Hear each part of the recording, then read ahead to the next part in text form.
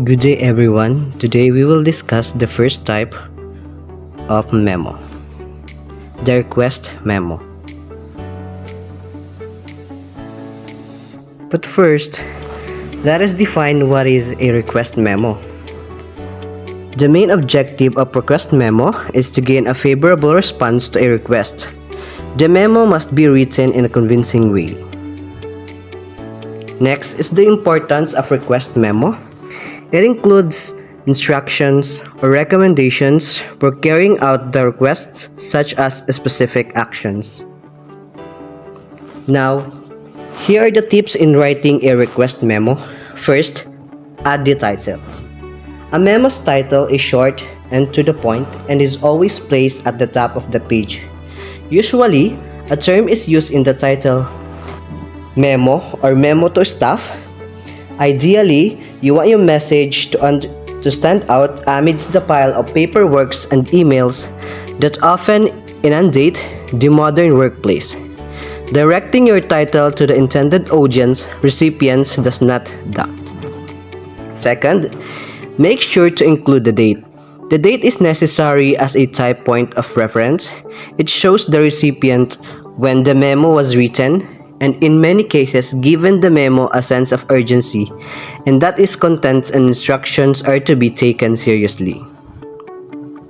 Third, designated who received the memo with to.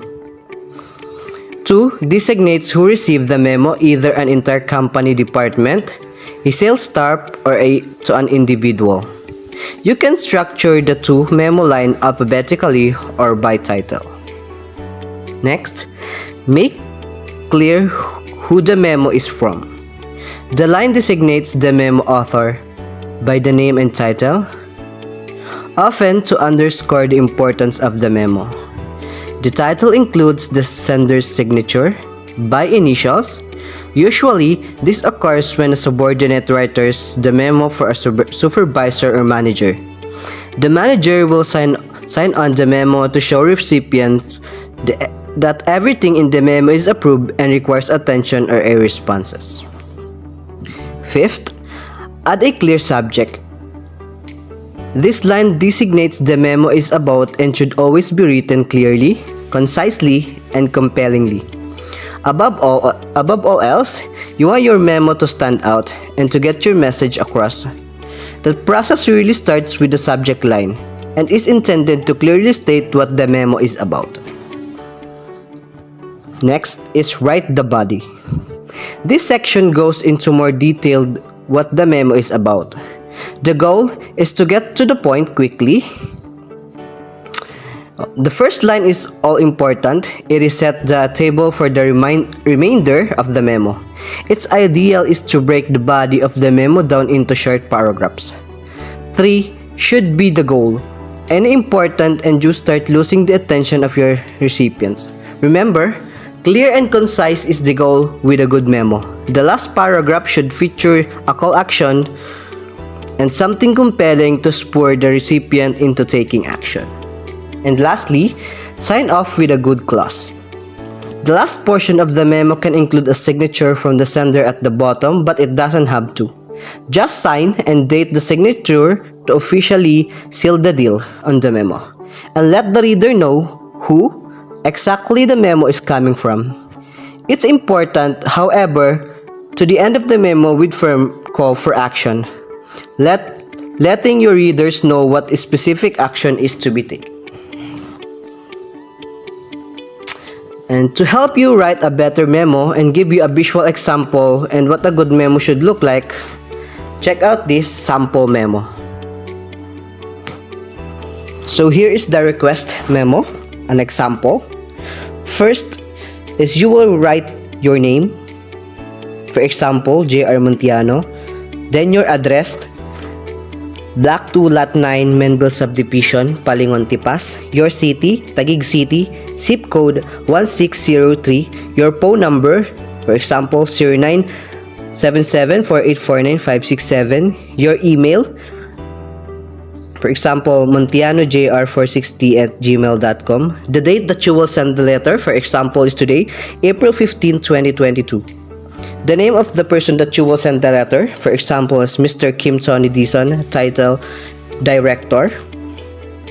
Address, if for example, is Block 155 Machora Street, the city, Quezon City, zip code 1603. Dear School Principal. Then indicate the subject. For example, as request for permission to use the assemble hall for dancing competition. And the first paragraph should include your name and your intention. So, for example, my name is Joe Montiano. I am the head dancing club of the school. We hold a dancing competition that students from many other neighboring schools as well. Then the second paragraph will elaborate and explain your intention. So the semester, the dancing competition for entire district hall be held in our school. The exact date is Monday, January 20th, 2045, around a month from today. I'll take this early opportunity to seek permission to use the school assemble hall to sake of hosting the upcoming dancing competition. Then the last line is composed of a closing remark. So for example, I eagerly await your feedback as I have to inform all the various stakeholders well in advance. Then indicate your name at the last spot. That's all. Thank you. Now, let's proceed to the other kind of memo, which is the confirmation memo or the memorandum for confirmation. What is a confirmation memo? So, it is a kind of memo that is used to confirm in writing something that has been agreed to verbally. So, this is the type of memo that can be observed in situations that need agreement between individuals, organizations, and businesses for a number of different purposes. So broadly speaking, they are used to recognize a previous agreement or to verify certain information upon request. So there is a number of such activities pertain to appointments, conferences, events, meeting, reservation, resignations, and more, which shows its various purposes. When it comes to its roles, it enables the review of an agreement, wherein it puts the value to an oral agreement and reminds the individual of his or her responsibility toward a certain arrangement. It also rectifies any misunderstanding on part of recipient and sender. Thereby, it builds goodwill and trust, which also owing the correctness of the information. But how to write a confirmation memo? First, you must offer a polite, appreciative response that helps clarify what is expected of you. So be sure you have a clear definition of your role from the outset to avoid problems later. Next, repeat the details of the agreement so the recipient of the memo can respond to any misunderstanding that may have arisen. Third, clarify or amend the term of your agreement if necessary. Fourth, be accurate. So you must check and double check your facts, information before sending the letter. Next, choose your tone carefully. So, in confirming or confirmation memo should generally be brief because this is the result of previous contact. You may wish to write in a more personal tone. Next, send the letter within a few days of receiving the original letter, report, order, or any other document. It is performed to avoid forgetting the said agreement or late informing of the said receiver of the memo. Then lastly, be enthusiastic when writing this letter if you are the one who is being interviewed. So considered as a guest at a workshop, given the opportunity to speak at a conference or bouquet, given the charge to head fundraiser, and etc. Next, this is the sample of confirmation memo. So before the message or the body of the memo, there is a date, name of the sender, name of the receiver, and the subject line. So as you can see in this memo, Krishna Murli, which is the sender of this memo, first raises the major points that were previously discussed and agreed, in which you can see here at the top part. Then after that, he outlines the 5 major points he wants his sale manager to understand. By numbering them, Krishna ensures that all of them are equally emphasized. Then finally, he gives Narayan Murthy, which is the receiver of the memo, the opportunity to ask questions at the end of the memo. So there is a few things to remember. In writing or making a confirmation memo, you should highlight the significant and important details that were agreed to verbally. So only the specific major points that were discussed that is needed of confirming such information by being brief and accurate. Next, be specific in your demands and target by confirming information relating to a prior agreement or contact. Then lastly, we should never forget this, which is to ask for feedback or any unclear or misunderstood points to avoid any problems. So that's the end of my discussion about confirmation memo or memorandum of confirmation. Now, let's proceed to the other kind of memo, which is the periodic report memo by Ms. Carrizo.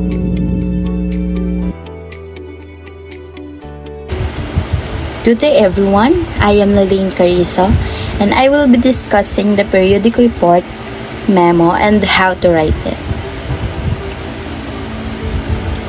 So, what is a periodic memo? A periodic memo or periodic or project report is also known as the status reports, which are similar to progress reports. Both serve to provide audience members with the details of an ongoing project.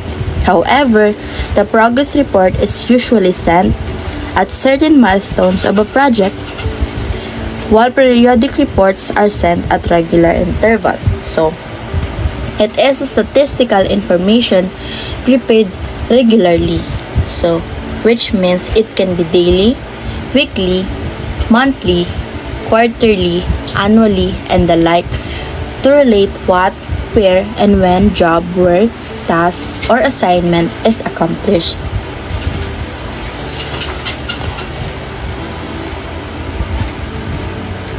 Next, we have the simple periodic report. So, it can be accomplished just by filling in blanks in a printed form.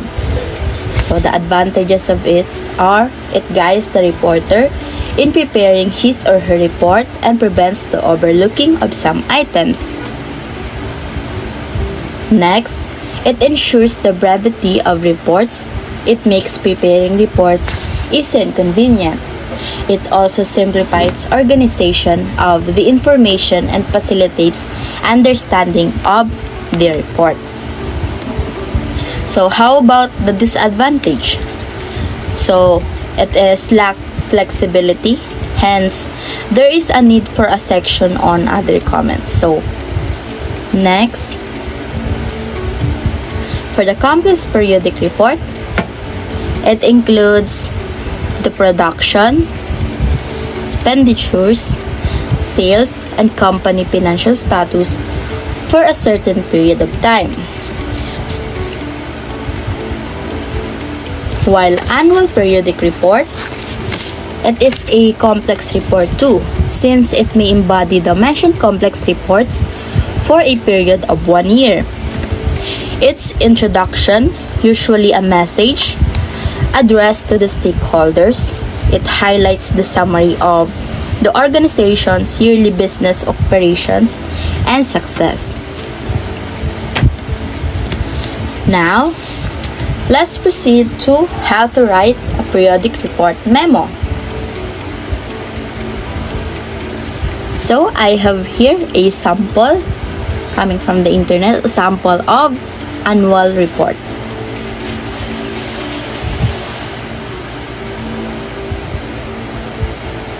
So, how do we come up with kind of this periodic report memo? Here are the process. So first, you should include the company name, the company address, the company contact number, or the website of the company. So that will serve as the heading of the memo. As you can see in the picture. And under it is the name memorandum. So they will know that this is a memo.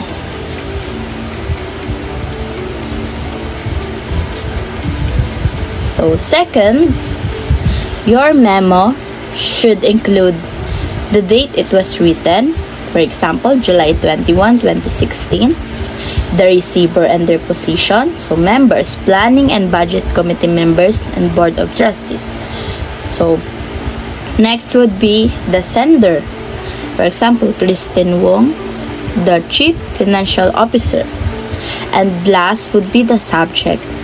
So your subject would be your purpose in writing the memo. So for example, financial statement for the second quarter.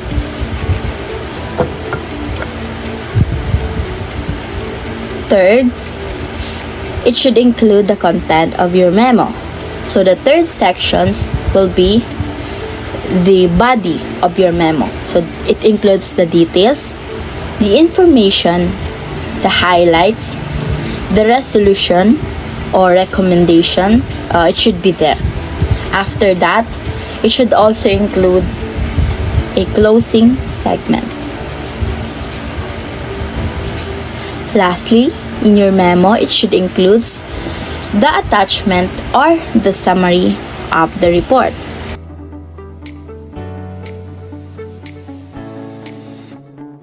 Hello everyone, my name is Krishna Alfafara, presenting the fourth type of memo, which is the ideas and suggestions type.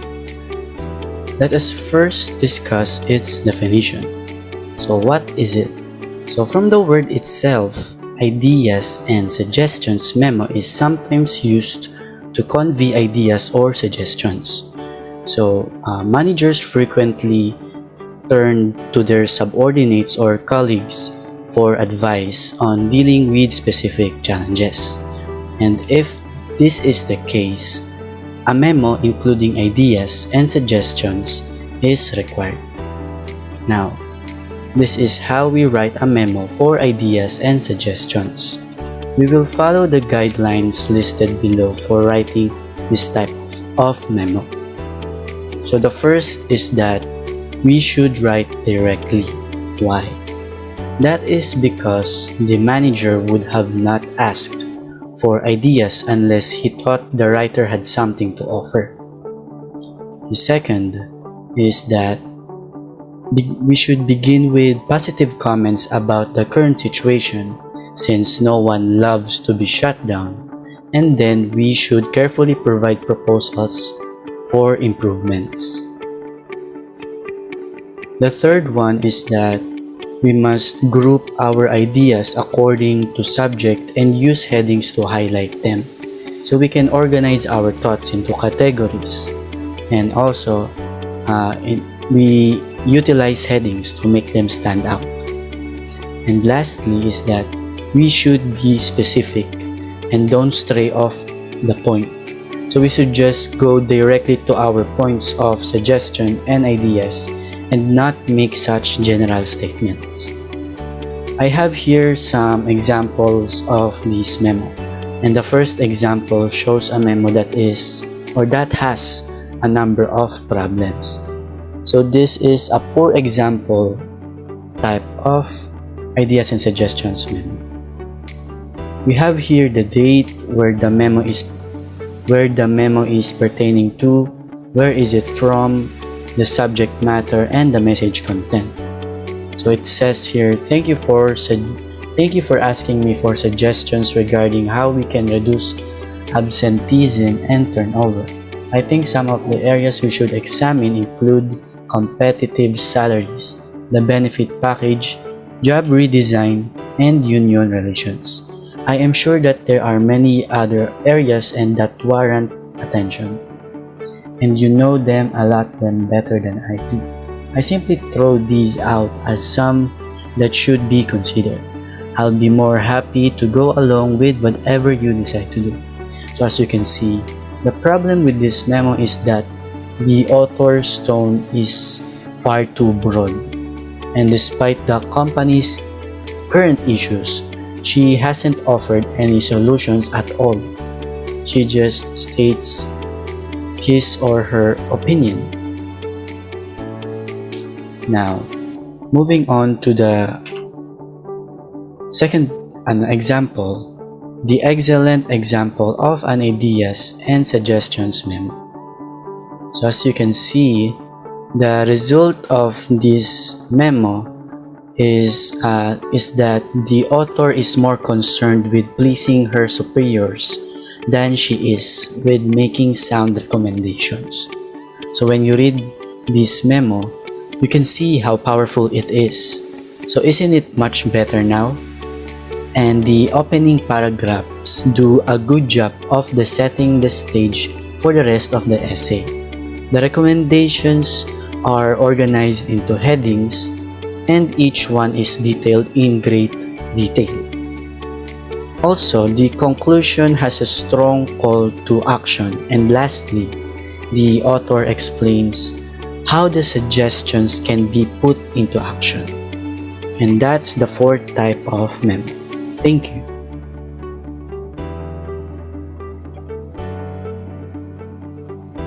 Good day everyone, I'm Francesca Diaz-Uyag and I'll present to you the last type of memo, which is the informal study results memo. So first, let us know what is it. Organizational personnel are sometimes asked to write this, and this is a kind of memo that is used to write the results of an informal study. The objective of the message is to present the information in an easy-to-read and understandable form. This memo is used to disseminate information that should get to its audiences without any form of disturbance, and it should appear in a comprehensible and simplified manner to further understand its content.